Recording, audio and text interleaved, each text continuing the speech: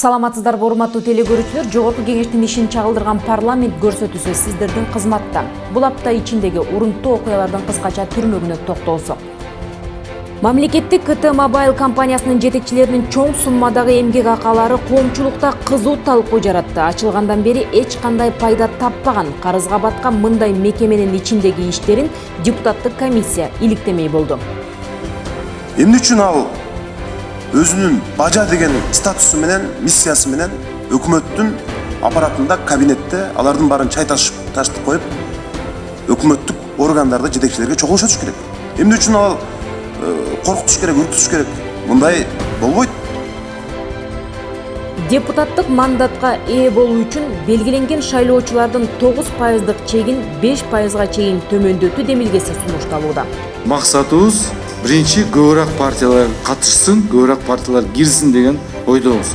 Жаңы, жаштар, жакшы партиялар киргенге мүмкүнчүлүк болсун.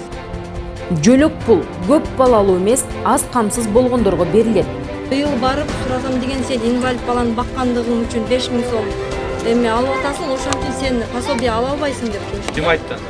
Өзгөн райондагы соцсочтадагы эмдер айтышты.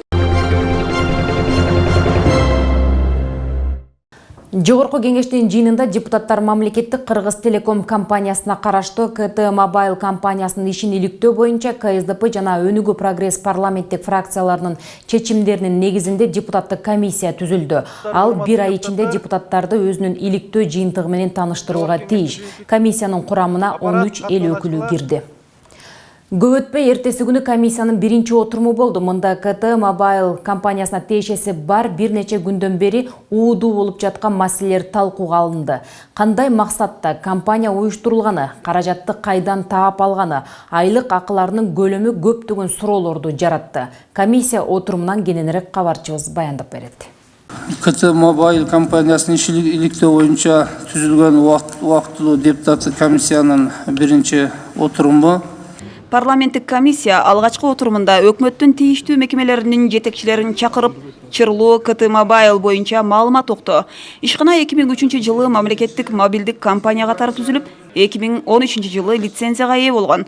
Былтыр декабрда КТ Мобайлдын жыштыгын биргелешип иштетүү, виртуалдык оператор түзүү боюнча аукциондо Альфа Телеком жеңип чыгып, 345 миллион сомдук келишимге кол коюлган. Альфа Телекомдун башкы директору талаш тартыш эмнеден келип чыкканын айтып берди. Мен жетекчи катары биринчи кызыктар бул Альфа Телекомдун кызыкчылыктарын өйдө койдум. Ошон үчүн мен алар менен бир топ жолугушуулар өттү. Ошо биздин рабочий группаларда чоң жыйындар өттү. Ал жерден талаш тартыш болду, бирок эч кандай таянакка келген жокпуз. Суроо жоопту депутаттар эмне себептен КТ Мобайлдын кызматкерлерине жогорку айлык коюлганын териштирди. Ошондой эле бул чуунун тегерегинде туугандык мамилелер дагы козголду. КТ Мобайлдын директору муга чейин бир тыйын алган эмес, анын орун басары гана 157 миң сом алчу. Биздин маалымат боюнча. Канча ай алды? Биздин маалымат боюнча 4 ай, январдан баштап. 4 ай. Январь, февраль, март, апрель. 157 бул окладта, а бонус премиальный? Бул маалыматтарды азыр алып чыгып атабыз бухгалтериясына кирип, ошол маалыматтардан комиссияга толуктап берелик. Жеке сизге кандайдыр бир басым жасап, эртерээк акчаны котор, эртерээк КТ Мобайлдын счетуна Мегакомдон акчаны котор деген басымдар болдубу? Андай нерселер болду.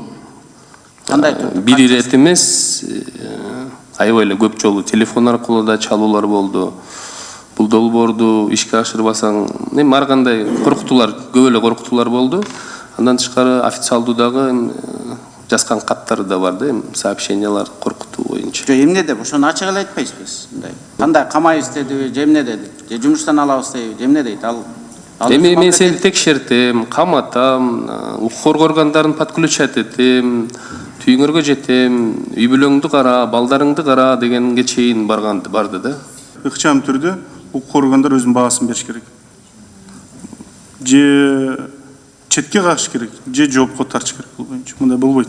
Эгерде мамлекеттик кызматта жок болгон адам, бул жана ОБС менен каржыланган кызмат ордунда Рысалиев, ал кантип мамлекеттик органдарды өз астына алып келип туруп чогулуш өткүзүп атат. Бул өзүнө ыйгарылбаган укуктарды өзүнө алып алган болуп эсептелет. Алда кылмыш жаза кодекс боюнча өзүнчө берени. Бул боюнча укуктук бааларды прокуратура ыкчам түрдө бизге баалар эме бериш керек да маалымат. КТ Мобайл жана Альфа Телекомдун долбоору боюнча бир нече чогулуштар өткөрүлгөнү маалымдалды. Мында өкмөттүн аппарат жетекчисинин орун басары менен информациялык технологиялар жана байланыш комитетинин төрагасына суроолор болду. Эмнеге анда сиздин телекомго барып жыйналыш өтүп атат Иманкадыр Рысалиев? Эмне үчүн сиз аны кабинетке бошотуп, өзүңүз жыйналыш өткөртүрүп, ага уруксат берип атасыз? Анын жанында отурасыз кайра. Жыйналышка Сарый өткөргөндө премьер-министр Сарыйдын жанында отуруп калчу. Алмет Назархан, сиз өткөрүшүңүз керек. жыйналышка бул участник катары эле келген. Мындай эч кандай поручение бере турган эмелери жок болчу. Элекули Жанар Акаев КТ Мобайл боюнча тез арада парламенттик комиссия жыйынтыгын чыгаруусу керектигине токтолду. Иманкадыр Рысалиев Кыргызстанга эмгек сиңирген бажа болуп калды. Ошол кишини ОБС-ге кат жазып, ыйгарым укугун токтотушубуз керек. Эмне үчүн ал өзүнүн бажа деген статусу менен, миссиясы менен өкмөттүн аппаратында, кабинетте алардын баарын чай таштып коюп, өкмөттүк органдарды жетекчилерге чогулуш өтүш керек. Эмне үчүн ал коркутуш керек, үркүтүш керек? Мындай болбойт. Буга биз чекит коюшубуз керек. Ошон үчүн бүгүн биз ОБС-ге кат жазып, анан жанагы ачык өкмөт деген, open government, ошол жактан анын ыйгарым укуктарын токтотуу боюнча маселени чечишибиз керек. Анткени бул өзү кылмыш. Эмне үчүн КТ Мобайл мына Салам деген азыр сотовый оператор чыгарабыз деп атасыңар жаңы. Эмне үчүн буга чейин унчукпай келдиңер? Анткени силер Иманкадыр Рысалиевдин баласы Германиядан окуунун бүтүп келишин күтүп аттыңар. Мына ошол бала келгенден кийин баштадыңар. Туугандар, мындай болбойт. Биз жаңы максимдердин, жаңы айдалардын чыгышына жол бербейбиз. Андай болбойт. Анда 24 жаштагы балдарга биз бүтүндөй коррупциялык схеманы түзүп бербейбиз. Бул жерде эмне биз эшик такалап отурабызбы? Барыбыз чыгабыз, айтабыз. Керек болсо мунун арты, эгерде ушундай коррупциялык схемалар чыкса, кече Алмамет Насыркан айткандай, өкмөткө недоверие боюнча маселеге чейин жетишибиз мүмкүн. Келишимге ылайык Альфа Телекомдон КТ Мобайлга которулган 168 миллион сом кайда кеткенине депутаттар кызыкты. Азыр счёттарында 133 миллион 800 миң сом жатат. Анын ичинен налог на прибыльге 28 миллион 489 миң которуптур. Прочие выбытие денежных средств 5 миллион 596 миң сом. КТ Мобайлдын 170 миллион сом карызга батканы дагы белгилүү болду. Ал карыздар кайдан чыкканын, эмнеге коротулганын депутаттык комиссия кийинки отурумдарга чейин иликтеп ачыктамай болду. Ошондой эле комиссия мүчөлөрү айлык катары коротулган 5 миллион сомду тактап келүүсүн эсеп палатасына тапшырды. Кыргызстан парламенттик өлкө болуу менен элдик бийликти орнотту. Эми тагдыр чечүүчү чечим кабыл алууда эл өкүлдөрүнүн ролу жогору. Парламент бардык мыйзамдарды кабыл алып, алардын толук кандуу иштеп аткарылышын көзөмөлдөп турат. Жогорку кеңеш бардык бийлик бутактарынын ортосундагы саясий тең салмактуулукту сактап турган күч. Парламент өкмөттү бекитип, анын ишин көзөмөлдөйт жана министрлер кабинетинин иши үчүн жоопкерчиликти алат. Парламент мамлекеттик бийликтин бардык органдарынын ишмердүүлүгүн тескейт. Күчтүү парламент, күчтүү өлкө.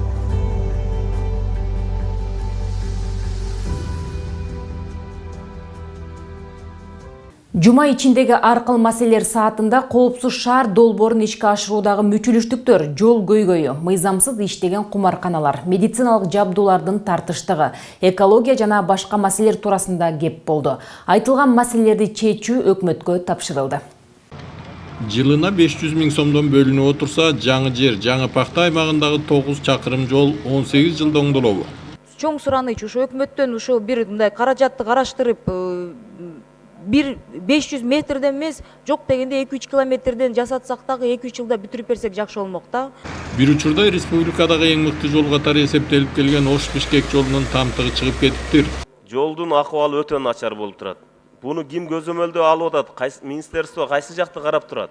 Ар жылы ушу жаз келгенде, жай келгенде айтабыз дейбиз, бирок бүгүнкү күнгө чейин каралбай атат. Мыйзамдар менен тыюу салынган, мамлекетке бир тыйынчалык пайдасы жок, кылган иши күмөндүү ишканаларга эмнеге лицензия берилет? Ошол берилген лицензиялар Минюстан берилиптир, Сиздер так карап койсоңуздар. Мына кечеле Ошто күбө болдуңуздар. Биз жогорку кеңештин депутаттары көтөрүп атсак, мыйзам чыгаруу бийлиги. Анан кийин 4-чү бийлик деп коет, журналисттер көтөрүп атса. Аларды укпастан ошол 4-чү бийликтин өкүлдөрүн, журналисттерин элдин көбүнчө сабап атса, бул кандай, ким экен анын кырышасы, биз билеличи. Айып пулду азайтыш керек деген депутаттар да болушту. Бүгүн мынакей 20% эл төлөп атат, калган төлөгөн жок. Бул азыр эң жаман бир коопсуздук нерсеге алып келет да, коопсуздук шаар эмеслечи. Биз алыбызга жараша айып пулдарды салбай, асмандатып салып алдык да, бүгүн төлөй албайт эл. Муну тез аранчына карап, анан мындай социальный багытка карап, алына карап, анан айып пулдардын өлчөмүн ылдыйлатыш керек, урматтуу депутаттар. Бакай атадагы балык чарбасын бутуна тургузуп киреше таба баштаганда кезегинде кароосуз таштап койгон Айыл чарба министрлигинин көзү кызарып жатыптыр. Аталган министрликтин аппетитин ким тыят? Ошол эле учурда Дашман коругунун статусун өзгөртүү маселесин өкмөт 7 жылдан бери чечпей келет. Бүт көрүп турат. Эл менен ошол Дашман корунун ортосундагы кызматкерлердин пикир келишпестигин. Ал жерде мына мен колумда карта турат. Тегереги бүт айыл менен курчалган. Ушу статусун өзгөртүп, жаратылыш паркы кылуу боюнча бардыгы макул. Бүт министрликтер макул, бир гана илимий теги академия каршы. Саламаттыкты сактоо министрлиги реформа кылабыз деп жатып, ойронун чыгарган окшойт. Буквально вчера в соцсетях было опубликовано обращение врачей по поводу того, что происходит сегодня в здравоохранении. Отличительной характеристикой управления в системе здравоохранения стал кадровый беспредел, гонение и выдавливание из медучреждений опытных врачей и высококвалифицированных специалистов. Мамлекеттин мүлкүн чет элдик банктарга коюп алдыра бергендерге кандай чара көрүлөт? Эйр Кыргызстан деген мамлекеттик компаниябыз 2017 жылы менин маалыматым боюнча Росимбанктан $400,000 кредит алган экен. Күрөө катары залог. Мынау Манас Бөкөнбаева кесилишиндеги жери бар экен, 2600 квадратный метр. Ошону залог катары койгон экен. Мамлекеттик мекемелер мамлекеттин жерин чеке чет элдик банкка залогко коюп ошол жерди алдырып атса, бул эмне деген мамиле? Ак терек каналы курулуп бүтпөй койду. Андан келип чыккан көйгөйлөр да чечиле турган эмес. 2009 жылдан баштап ал канал үлүш жерге келген, үлүш берилген, үлүш жерлерге келип жеткен. Ошол жерге ошол жарандар киши башына налог, киши башына соцфондду төлөп келет. Bir жылга келгенде, bir жылга бул 3-4 миң сомду түзөт. Эгерде төлөбөсө, анда тийиштүү мамлекеттик органдардан справкалар да алыша албайт. Эмнеге 10 жылдан бери бул жарандарга биздики компенсация төлөнүп берилбейт? Өткөн айдагы өкмөттүн отчету үмүт пайда кылды эле, эми түңүлө баштадык дешти депутаттар. Улуттук статистика комитетинин 4 айдын жыйынтыгын мен бир анализдеп көрдүм. Мындай цифралар жакшы бир ойдогудай эмес да. Айтайын дегеним, ички дүң продукцияны 5,7%-га өстү деп отчет берип атабыз. Бирок бул кумтөрдү алып койсок, болгону 1,6%-га өсүп атат. Ошол эле мезгилде өнөр жайды карап көрдүк. Өнөр жай кумтөрдү алып койсок, 6%-га төмөн көрсөткүч болуп атат да. Сырткы соода жүргүзүү, сыртка соода жүргүзүүдө 3,3%-га төмөн былтыркыга салыштыргандачы. Мына өзгөчө мына экспортко токтолгум келет. ЕАЭС алкагында мамлекеттердин экспортко берген биздин товарларыбыз 18,7 бир 20%-га төмөн болуп кетип атат. Мына бул жакшы көрсөткүч эмес, биздин экономикада бир кандайдыр бир стагнацияга баратканга бир көрүнүш болуп атат да ошондойчу. Жаңы конуштарга электр энергиясын жеткирүү мыйзамсыз салынган үйлөрдүн көп болгондугу үчүн маанилүү маселени жаратууда. Мындай маалымат отун энергетикалык комплекси жана жер казынасын пайдалануу боюнча комитеттин отурумунда белгилүү болду. Анда өкмөттүн алдындагы Энерго Холдинг компаниясынын башкы директору баяндама жасап, бул тармактагы аткарылып жаткан иштерден маалымат берди. Бүгүнкү күндө Борбор калаанын четиндеги айрым жаңы конуштар электр энергиясы менен камсыздала элек. Мындан улам бул маселе курч бойдон калууда. Ал эми айрым конуштарга жеке менчик компаниялар электр жарыктарды тартып берген учурлар бар. Негизи бул маселени чечиш үчүн мамлекет өкмөт менен чечиш керек да, өкмөт менен. Өкмөт бюджетке залаштырыш керек, өкмөт караш керек кандай конуштарды киргизет. Силер менен сүйлөшүш керек, анан ошол айыл өкмөттөр менен сүйлөшүш керек, кандай жардамдар болот. Негизи комплекстүү иш-чара алып барынбай атат да, мындай болуп атат аракеттер, бирок комплекстүү жок. Энергетика тармагынын бүгүнкү күндөгү абалы жана тоо кен тармагынын аткарган иштери боюнча өкмөттүн маалыматын Республика Ата Журт фракциясы кезектеги отурумунда карады. Анда белгилүү болгондой жалпы өлкө боюнча 2571 лицензия кен казуу үчүн берилген. Анын ичинен 476сы алтын кендерине берилген уруксат кагаздары болуп эсептелинет. Өткөн жылга салыштырмалуу быйыл бул тармактан 1,5 миллиард сом көбүрөөк кирешет түшкөн. Негизги көйгөй кен казуучулар менен жергиликтүү элдин келишпестиги болууда. Энергетика тармагы боюнча бир катар кемчиликтерди фракция лидери тизмектеди. Эл өкүлүнүн пикиринде энергетика секторун жакшы жолго салат деп түзүлгөн Энерго холдинг компаниясы алдына коюлган милдеттерди аткара албай жатат. Энергия компаниялардын жоготуулары 1,5 миллиард киловатт саат түзүп атат. Же болбосо сом боюнча айтсак, бул 2 миллиард 100 миллион сомдон ашык жоготуу болуп турат бүгүнкү кезде. Энергия холдинг ачылып атканда бюджетин болсо 74 миллион деп бекитилген.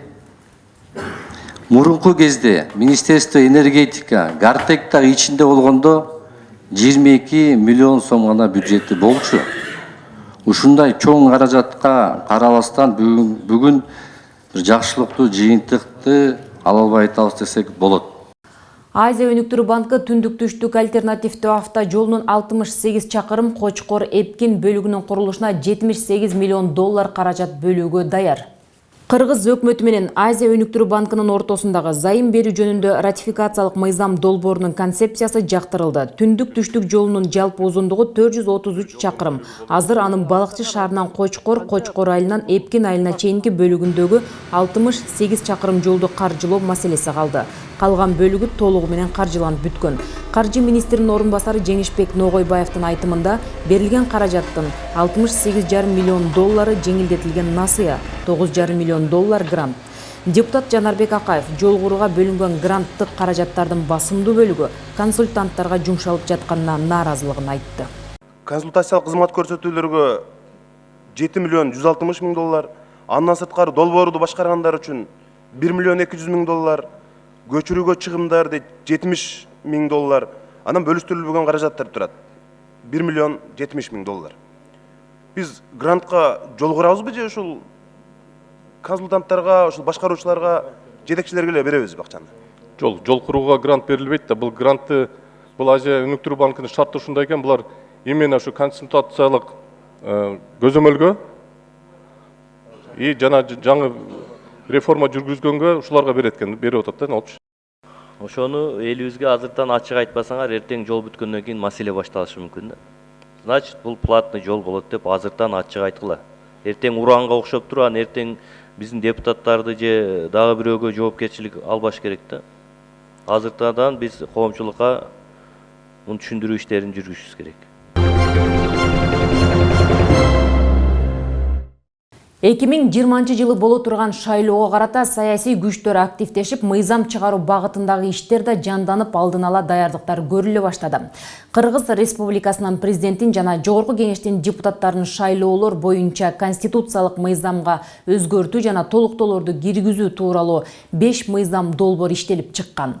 Анын ичинен бир мыйзам долбоору Жогорку Кеңештин депутаты Бакыт Төрөбаевга таандык. Бул боюнча депутат журналисттер менен ой бөлүштү. Өзү шайлайт дагы, эртеси күнү айтат, мына кайсы бул депутаттар иштебейт, ар кандай сөздөр менен айтат. Ошол эле адамдар шайлаган да бизде.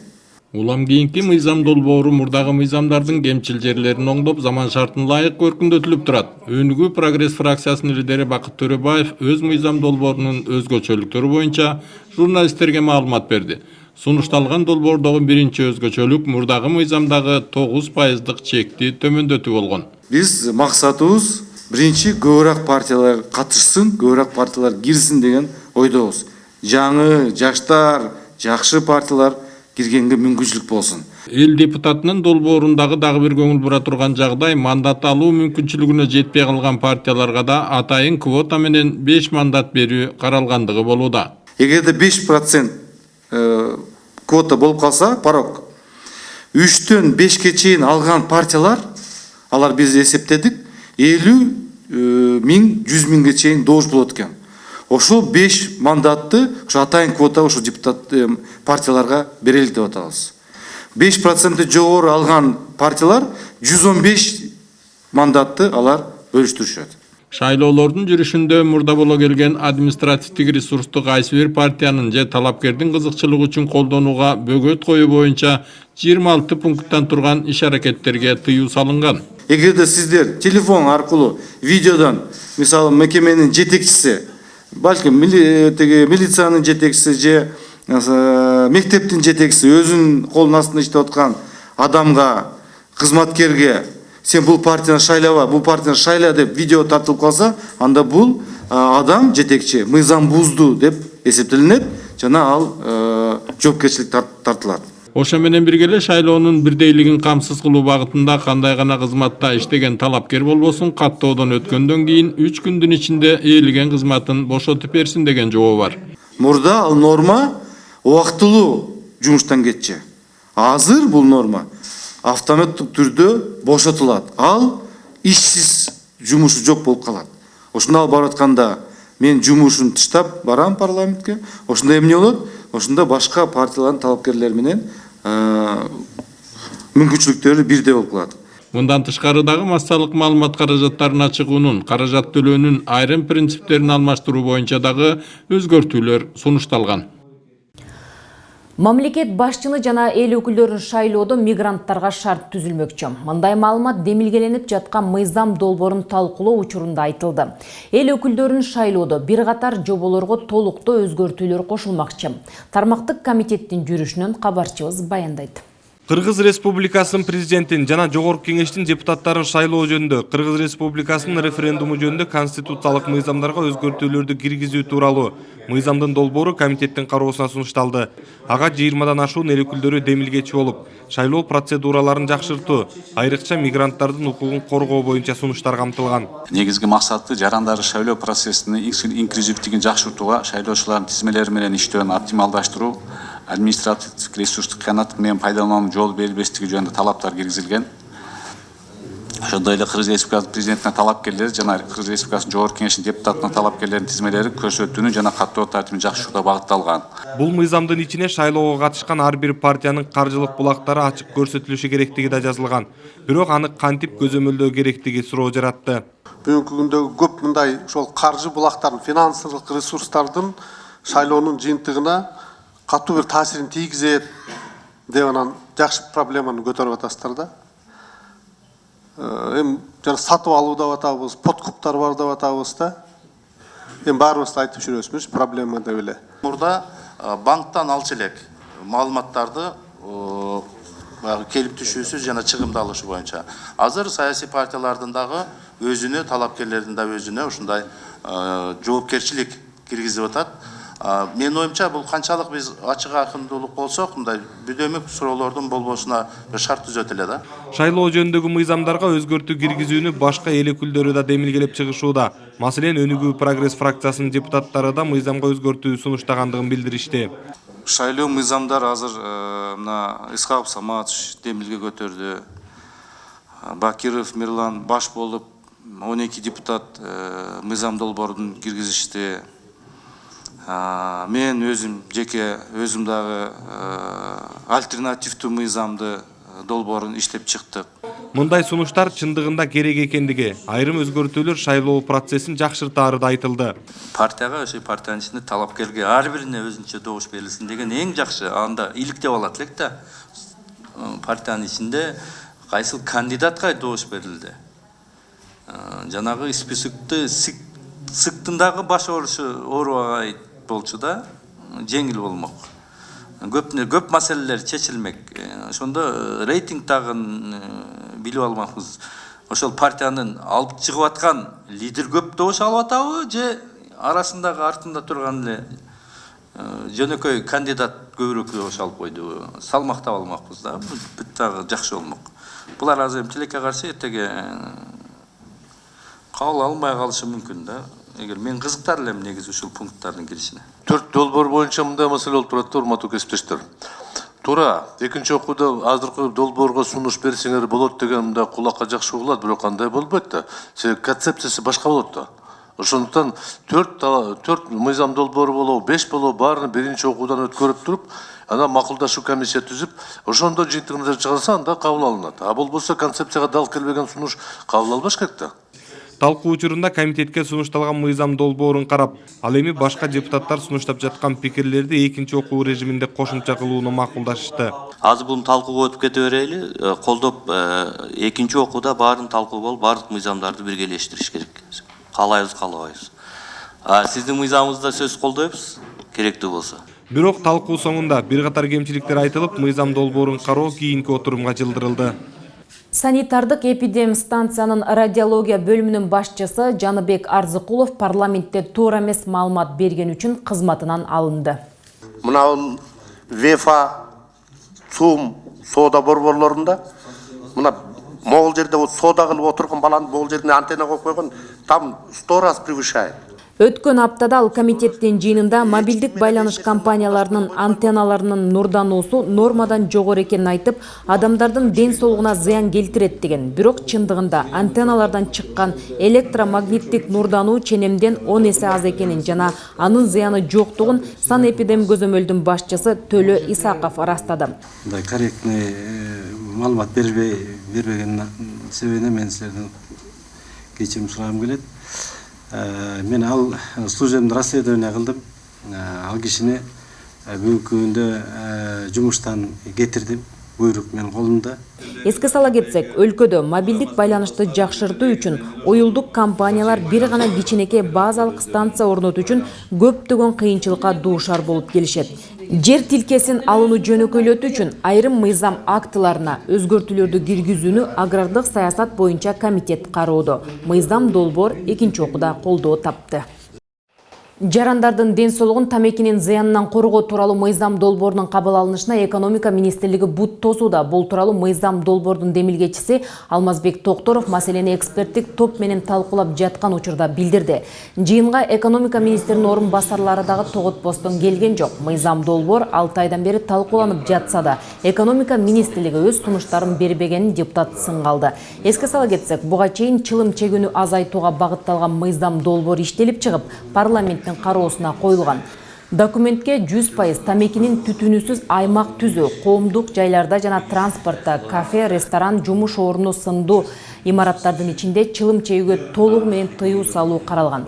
Саламаттык сактоо тармагынын адистери ырастагандай, көптөгөн оорулар дал ушул тамекини чегүүнүн кесепетинен келип чыгып, аны дарылоо үчүн эсепсиз акчалар кетүүдө. Талкууда насвай өндүрүп сатууга да тыюу салуу керектиги айтылды.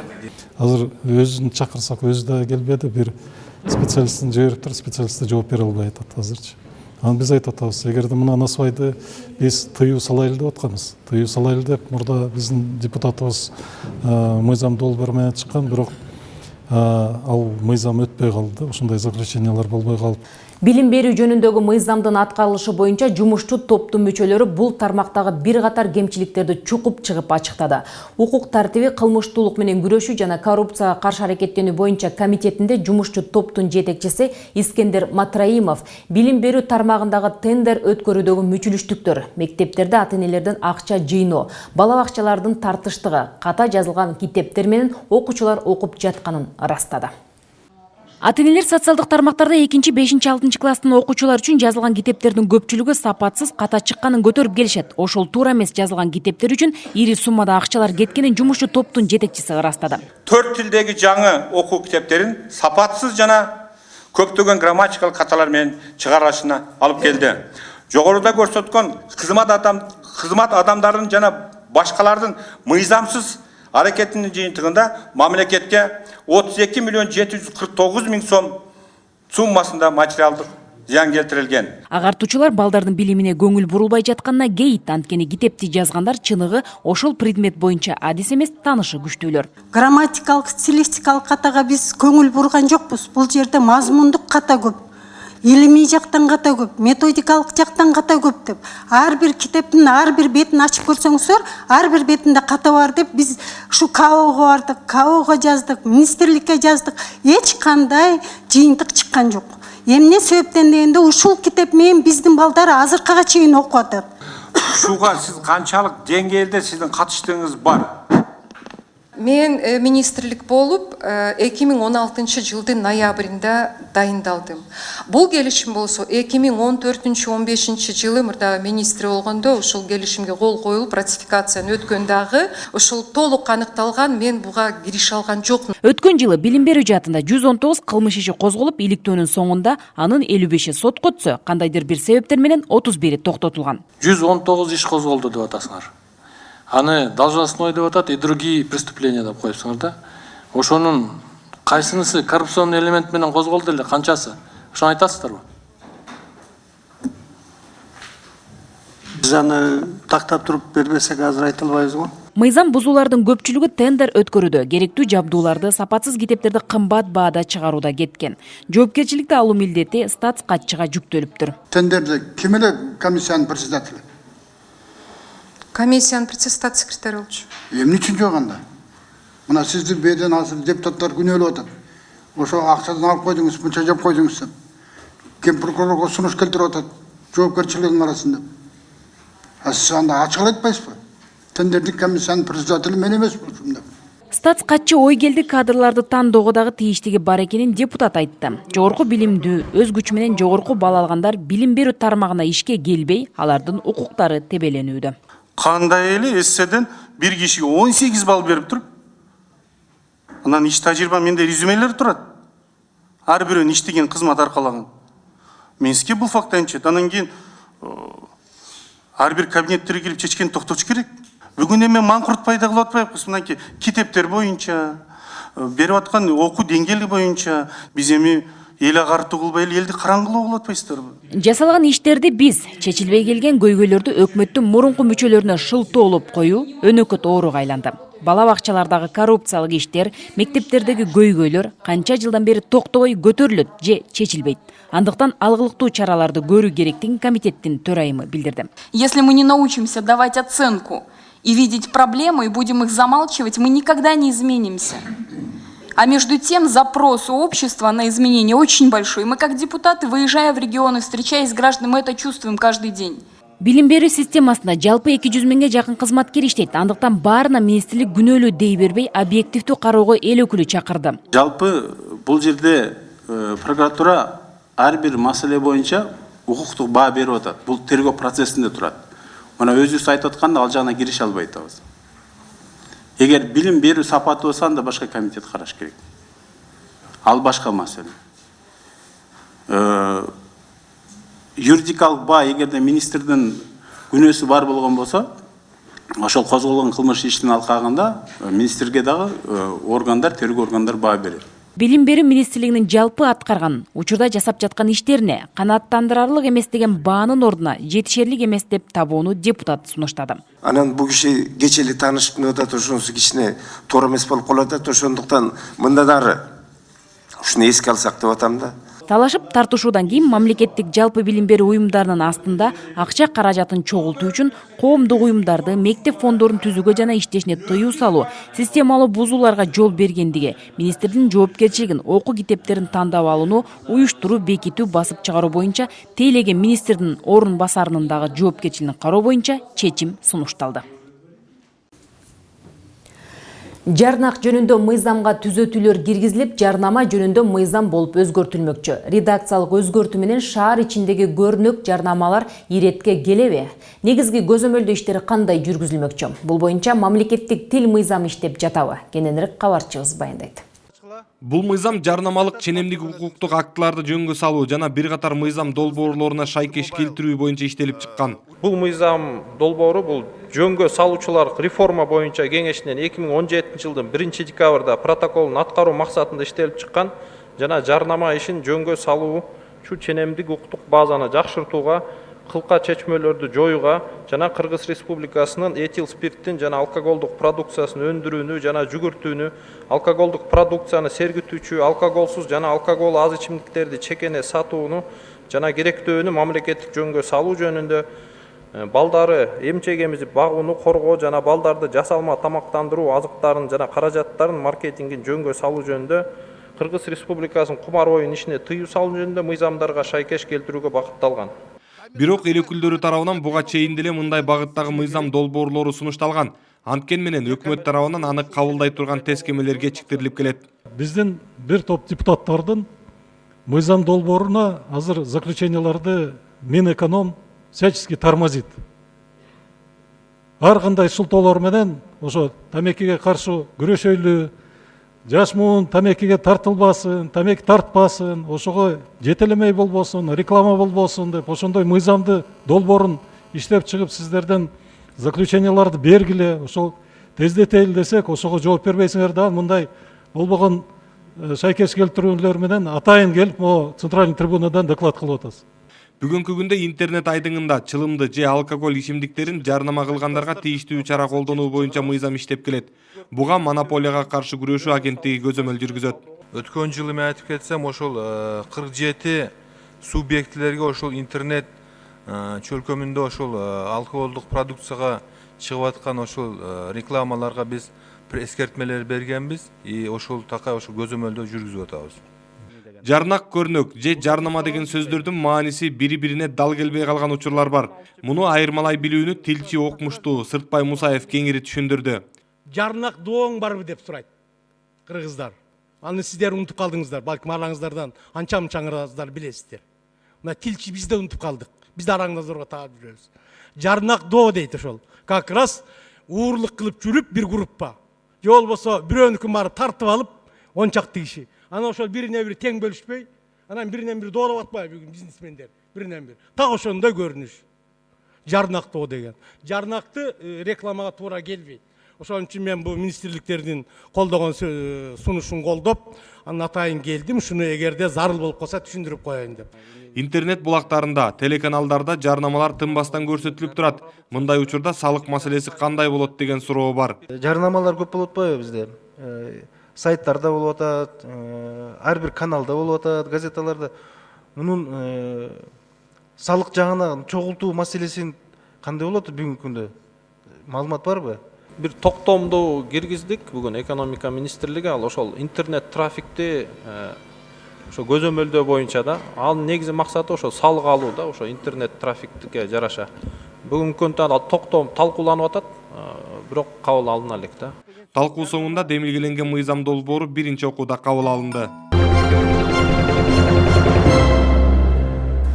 Мамлекеттик жөлөк пул муктаждарга даректүү түрдө жетпей жатат. Андыктан депутаттар менен жооптуу министрликтин өкүлдөрү көйгөйдү чечүүнүн жолдорун издешүүдө. Жөлөк пулдар мыйзамынын аткарылышын көзөмөлгө алган жумушчу топтун жетекчиси Аида Касымалиева баштаган министрликтин жана эл аралык уюмдардын өкүлдөрү Ак Бата, Ак Жар конуштарына барып жеринен элдинүүнүн укту.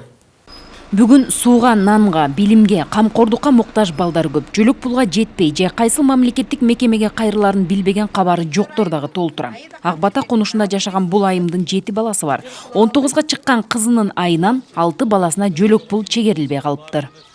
19га чыккан кызым бар да, ал Баткенде лицейде окуйт. Анан лицейге баягы бияка алып келердим өзүм менен кошо окубагандыктан справка бербейт.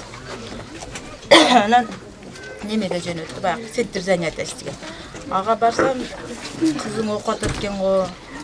Анан окуп аткан балага биз эч жерден эчтеке справка бере албайбыз деп ошол бойдон албай калдык.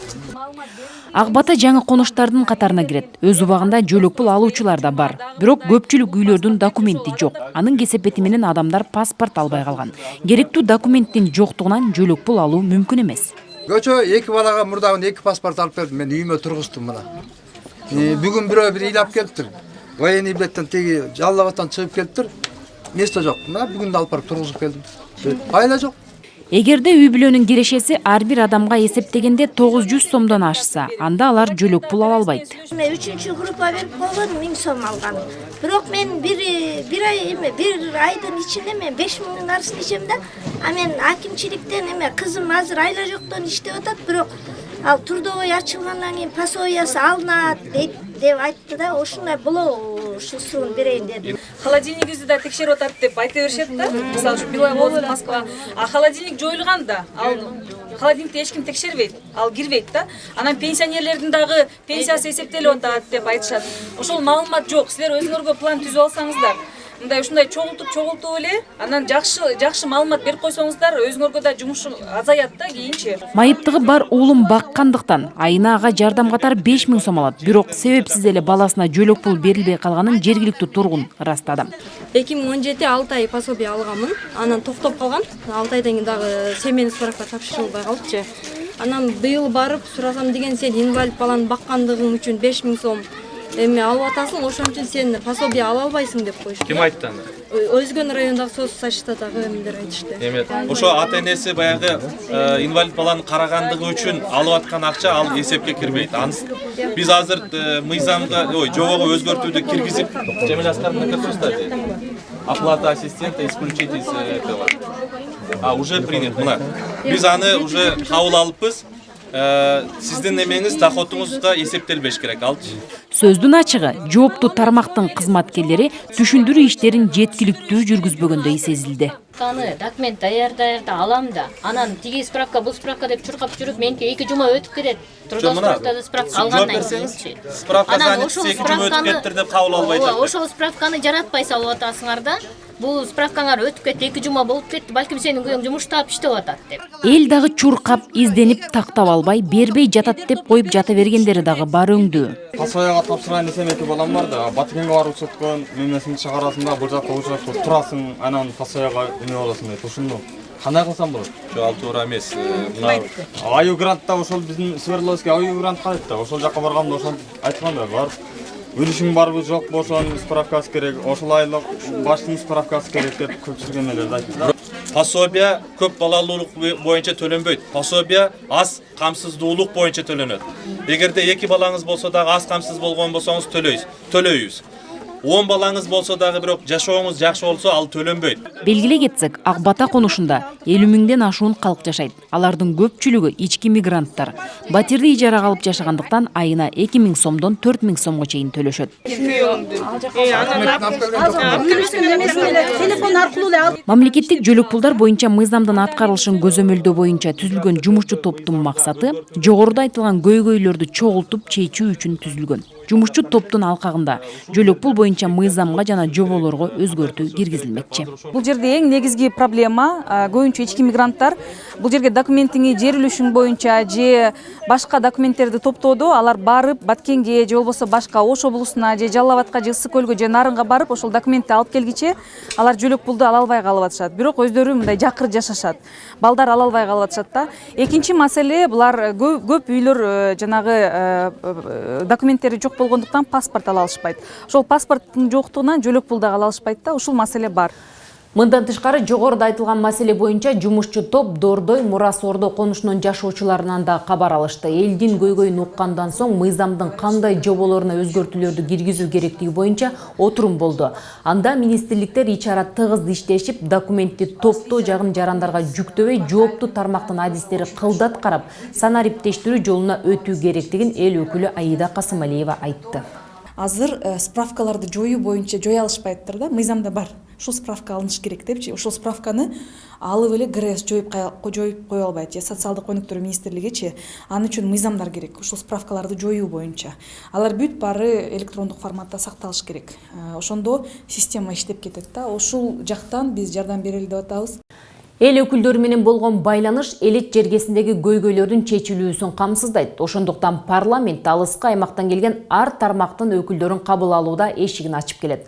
Бул ирет депутат Алмазбек Акматов Нарын районундагы Жергетал айыл өкмөтүнүн мектеп мугалимдерин жана мыкты окуучуларын кабыл алды. Жолугушуу суроо жооп иретинде болуп, эл өкүлүнө билим берүү жаатындагы өзгөрүүлөр, мыйзамдардын аткарылышы боюнча суроо берилди. Мугалимдер эгер пенсиясы жакшы болсо кетип калбай, ошол жерде мектепти тегереп жүрбөйчү. Азыр 30-40 жыл иштеп пенсияга чыкса, ошол 2800 менен чыгып атат биздин эжелерчи. Үйүндө отурганда канчалык менен ошол 2800 менен чыгат. Мен дагы колдойм бул маселени. Мугалимдерге действительно зарплатасы аз, пенсиясы аз.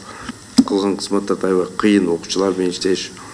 Бир класста 30-тан 40-тан окушат, аябай эле кыйын. Мен көз карашым эгер закон жанагы чыкса, законду көтөрүп атса, мыйзамды чыкса, анда мен дагы колдоп берем.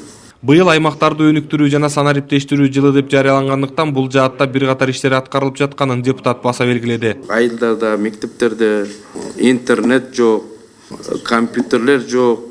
Ошол маселелерди ушул халк агында көп жумуштар аткарылат. Эл өкүлүнүн жеке көзөмөлү менен Нарын районунда бир катар иштер аткарылган. Маселен, Карачи айылында насостук станциянын курулушу башталды. Насостук станция жок экен. Элдер 2 миллион сом чогултуп проектисин түзүптүр, электричествосын өткөрүптүр. Эми дагы 22 миллион керек экен насостук станция. Жанагы суу кат жерин эметкенге. 300 гектар жерде суу кат жер бар экен, суу жетпей. Ошо маселени чечип бар, азыр 10 миллионду чечип атабыз. Ушул эле айылда мектеп маселеси курчтурган. Жарым кылым мурда курулган, эскилиги жеткен мектепте окуп келген окуучулар жаңы мектептин пайдубалы түптөлгөнүнө ыраазы. Жаңы мектеп салынып, ошол мектепке келечек муундарга жакшы мындай мүмкүнчүлүк түзүлдү десем болот. Өлкөнүн башкы имаратына келип, бир катар эл өкүлдөрү менен пикир алышкан окуучулар толкунданып турганын жашырышкан жок. Жогорку кеңешти мисалы биз мурда телевизордон көрсөк, ар кандай жаңылыктардан көрсөк, азыр өз көзүбүз менен көрүп жатабыз. Келечекте да ушул Алмаз атабыздай болуп, чоң кызматта иштеген, кыргыздын керегине жараган инсандардан болгубуз келет. Жолугушуу соңунда депутат Алмазбек Акматов келген мугалимдерге парламент төрагасынын атынан ыраазычылык баракчаларын тапшырды. Ал эми окуучуларга китеп белекке берди. Жогорку кеңештин сессиялык жылда күн тартибине коюлган мыйзам долбоорлор жана пландалган иш-чаралар так жана өз ыргагы менен кетүүдө. Бул тууралуу Жогорку кеңештин аппаратынын жетекчисинин орун басары Сүйүнбек Касманбетов парламенттин бөлүм башчылары менен өткөргөн аппараттык жыйында билдирди. Анын ырасташынча, быйыл өзгөчө кабыл алынган мыйзамдардын аткарылышынын көзөмөлдөгү басым жасалды. Социалдык тармакта, курулуш тармактарында бир топ жеңилдиктерди пайда кылган мыйзамдарды карап чыгышты да.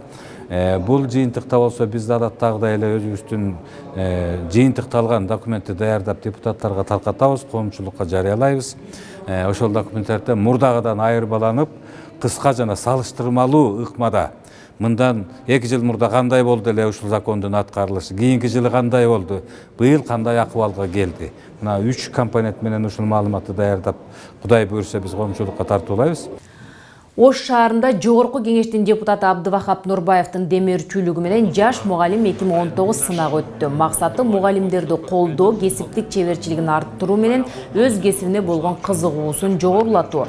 Бул кароо сынак жыл сайын депутаттын демөөрчүлүгү менен уюштурулууда.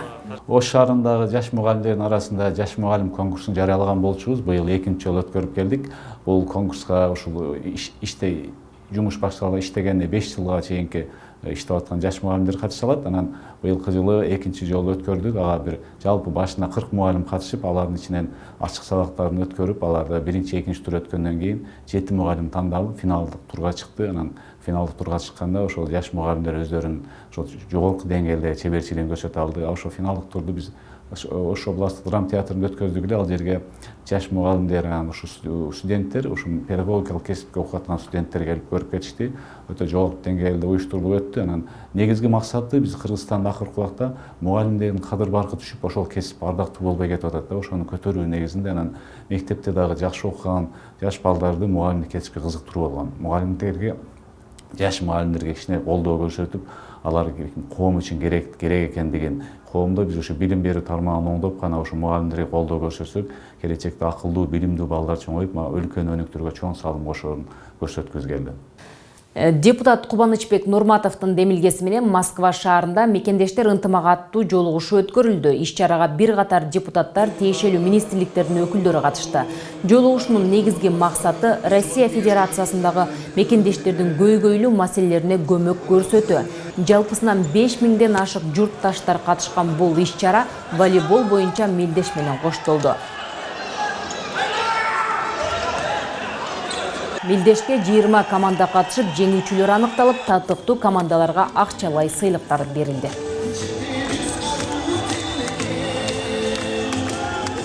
Бизге бөлүнгөн убакыт ичинде айтууга үлгүргөн жаңылыктардын топтому ушулар болду. Баарын толук кеңеш KG жана Жогорку кеңеш YouTube баракчабыздан көрсөңүздөр болот. Программаны Жогорку кеңештин басма сөз кызматы даярдап, мен Жылдыз Жолдошбаева алып бардым. Саламатта болуңуздар.